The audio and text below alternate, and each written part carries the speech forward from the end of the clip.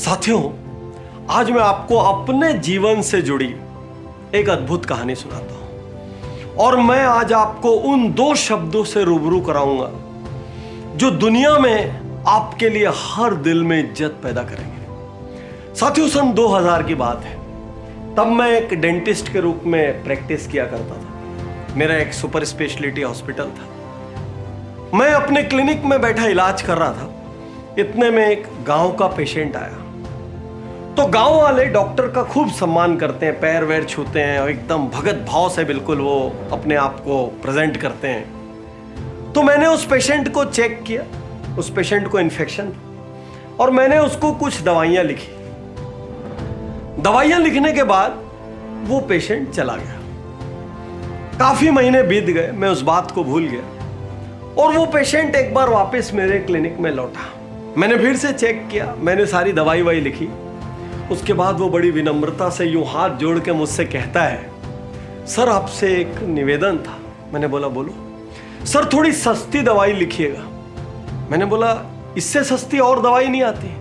नहीं साहब, पिछली बार बहुत महंगी थी और मेरे को अपनी पत्नी के कान के झुमके गिरवी रखने पड़े थे। साथियों, हम सब जीवन की सच्चाई नहीं जानते। जब गांव वालों के घरों में बीमारियां आती हैं तो अक्सर इनके बर्तन, इनके जेवर गिरवी रखा जाते हैं। साथियों, मेरी जिंदगी की कहानी से अंत में जो पाठ निकलेगा उसकी जरूरत आज की दुनिया को बहुत ज्यादा है। इतनी ज्यादा है जितनी पहले कभी नहीं थी। तो यदि ये कहानी कहीं भी आपके मन के किसी कोने को छुए तो ये वीडियो बहुत सारे लोगों से शेयर कर देना, क्योंकि आप और हम मिल के इस दुनिया को एक बेहतर जगह बना पाएंगे। और आज मैं जब वो क्षण याद करता हूं तो उस क्षण में बहुत आश्चर्य में पड़ गया और गुस्से में भी आ गया।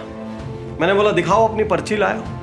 उसने अपनी पर्ची अर्थात प्रिस्क्रिप्शन उसने मुझे दिखाया और मैंने बोला ये तो बहुत ही सस्ती दवाई है। उसने बोला नहीं साहब, 1000 रुपए से ज्यादा लगा। सन 2000 में 1000 रुपए से ज्यादा की दवा एक रूरल पेशेंट। मुझे लगा मेडिकल स्टोर वाले से कुछ गड़बड़ हुई है। मैंने तुरंत मेडिकल वाले को बुलवाया। मैंने बोला क्या बात है भाई, ये कह रहे हैं 1000 रुपए की तुमने दवाई दी है। उसने देखा, बोले सर आपने जो लिखा है मैंने वही दी है। मैंने बोला ये कितने की है? उसने बोला सर ये वाला कैप्सूल जो आपने लिखा है ये 50 रुपए का एक कैप्सूल है। अचानक मैंने देखा, मैंने उस कैप्सूल को दिन का 3 कैप्सूल 7 दिन तक के लिए लिखा था और भी दूसरी दवाइयां लिखी थी। मैंने मेडिकल स्टोर वाले को जाने बोल दिया और मैं सोचने लगा ये गलती मुझसे कैसे हुई। तो मुझे याद आया कि एक दिन एक MR आया था और वो उस दवा के बारे में बतला रहा था और मैंने उससे ये नहीं पूछा इसका रेट क्या है। मुझे उसका बेसिक कंपाउंड बस याद रहा। मैंने ये ध्यान नहीं दिया कि ये नया फॉर्मुलेशन है और इसमें और 2-3 चीज मिल के बनी है, नई दवाएं, इसलिए इसकी कीमत ज्यादा है। और मैंने उस गांव के देहाती व्यक्ति को, उस पेशेंट को बाहर रिसेप्शन में बैठने, वेटिंग में बैठने बोल दिया। और मैंने मेडिकल स्टोर वाले से एक सवाल किया कि यदि ये दवा जो मैंने सोची वही लिखी होती तो कितने की आती? उसने कहा जो 1000-1200 की आई है सर वो महज 100-150 रुपए की आती। अब मैं मन में सोचने लगा क्या करूं क्या नहीं। मेरे पास 2 विकल्प थे। वो पेशेंट को पता नहीं था कि उसके साथ गलत हुआ है और वो धन्यवाद दे रहा था कि मैंने उसको ठीक कर दिया। बस वो एक विनती कर रहा था कि सर इस बार थोड़ी सस्ती लिखना। लेकिन मेरी अंतरात्मा मुझसे कह रही थी कि इसमें उसकी क्या गलती है। 10-15 मिनट ये उलझन चली, क्योंकि 2000 में मेरे लिए भी 1000 रुपए की बड़ी कीमत थी। लेकिन थोड़ी देर बाद मैंने निर्णय लिया, उस पेशेंट को अंदर बुलाया। एक्चुअली उसका जितना पैसा लगता उतना पैसा रखा और बाकी दवाइयों का पैसा उसको वापस कर दिया। उसकी आंख से आंसू गिर गए, क्योंकि एक गांव का पेशेंट डॉक्टर को भगवान समझता है। उसने बोला मुझसे क्या पाप करा रहे हो सर, मैं आपसे पैसा नहीं ले सकता, मैं तो ठीक हुआ हूं, नहीं तो मैं कुछ भी हो सकता था मेरे साथ। मैंने उससे कहा देखो भाई, तुमको मैं जो दवाई लिखता उससे भी तुम ठीक होते और इससे भी तुम ठीक हुए। ये बचा हुआ पैसा जो मैं तुमको लौटा रहा हूं ये मेरी गलती का पैसा है, क्योंकि मुझे मेरी अंतरात्मा को जवाब देना है। वो ना करता रहा। मैंने जबरदस्ती उसकी जेब में पैसा रखा, उसको वापस भेज दिया। मैं भी ह्यूमन, थोड़ा फ्रस्ट्रेशन में था, थोड़ा खुद से नाराज भी था, मन के किसी कोने में खुशी भी थी। घर चला गया। घर गया तो मेरे दादाजी थे। तो दादाजी ने मुझे देखा और कोई बात चली तो मुझे क्या बात है, मुंह उतार के क्यों बैठा है? तो मैंने कहा दादाजी बिना मतलब 1000 रुपए का फटका लग गया।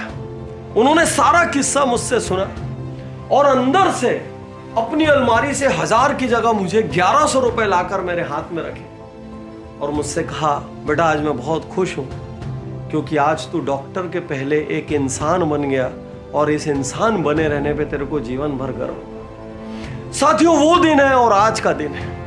मैंने जीवन में कभी एथिक्स और इंटेग्रिटी को नहीं छोड़ा और आज भी जब मैं अपने बच्चों को कोई कहानी सुनाता हूं तो मैं उनको कोई चालाकी की कहानी, कोई ओवर स्मार्टनेस की कहानी नहीं सुना पाता। आज भी मैं जब उनको कहानियां सुनाता हूं तो मैं एथिक्स और इंटेग्रिटी की कहानी सुनाता हूं। आज मैं आपसे कहना चाहता हूं, आपके जीवन में भी एथिक्स और इंटेग्रिटी की कहानियां पैदा होनी चाहिए। मैं एक मोटिवेशनल स्पीकर या बिजनेस कोच नीड के लिए नहीं बना। मैं अपने फर्स्ट प्रोफेशन में बहुत सक्सेसफुल था।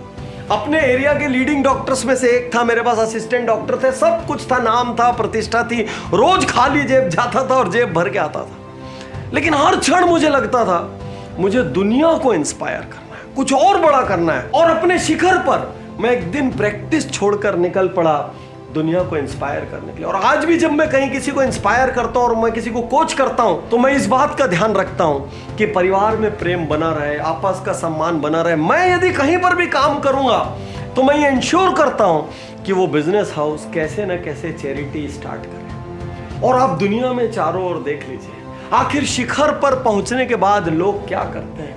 वो फिर से देने की सोचते हैं, वो फिर से एथिक्स की सोचते हैं, वो फिर से इंटेग्रिटी की सोचते हैं। कुछ दिन पहले हमने अपनी YouTube कम्युनिटी में एक पोल डाला। हमने वहां 4-5 इंडस्ट्रियलिस्ट के नाम दिए और लोगों से पूछा कौन आपके रोल मॉडल है। आप अचरज करेंगे, वो पोल आज भी वहां जिंदा है। 90% लोगों ने श्री रतन टाटा को अपना रोल मॉडल माना और हजारों लोगों ने उस पोल में हिस्सा लिया। क्या बात है आखिर रतन टाटा, क्यों टाटा नाम सुनते ही मन से सम्मान पैदा हो जाता है? सिर्फ एक वजह से, highest degree of ethics, highest degree of integrity. और आज जब मैं अपनी बीती हुई जिंदगी में पलट कर देखता हूं तो मुझे सिर्फ ऐसे किस्सों पे ही गर्व होता है और ऐसी जगह पर लगता है मैंने जीवन जिया है। और यदि मेरे दोस्त, आपको भी अपनी जिंदगी में खुद के लिए सम्मान पैदा करना है, दूसरों के मन में अपने लिए सम्मान पैदा करना है और मृत्यु की अंतिम सांस पर खुद के जीवन को जब पलट कर देखो तो गर्व पैदा करना है, तो आज से अपनी जिंदगी में एथिक्स और इंटेग्रिटी के किस्से पैदा करना शुरू करें। शुक्रिया, धन्यवाद, थैंक यू।